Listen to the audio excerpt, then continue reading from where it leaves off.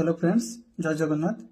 Video fast part रे राबिज विषय आम जानी तार सिम्पटम्स आउ ताको केमती आम प्रिवेंट कर परिबा।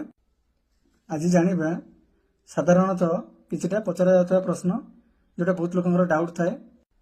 प्रथम प्रश्न होउची कुकुर किंबा बिलाई कामुड़ीबार केते समय भितर राबिज वैक्सीन नेबा उचित? सांगे सांगे नेबा उचित? आइडियली आम 24 घंटा भितर नेबा उचित।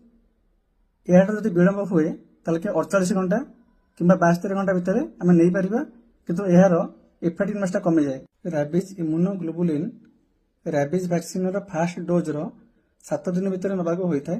यह जेनेराली कैटेगरी 3 बाइट रे दिया जाए, जो थी कि अधिका ब्लीडिंग थाए और अधिक जगह बाइट होता है।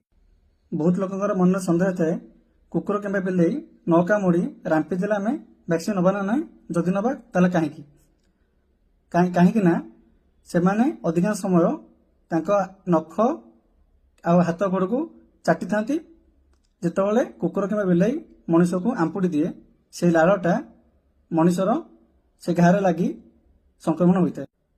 जदि जड़े 3 मास भीतर वैक्सीन नहीं पुनश्च कामुड़ा ताहले से वैक्सीन नबार कौन आवश्यकता ना, जब रिकमेंडेशन थी ना फुल डोज वैक्सीन नवाक पड़ो।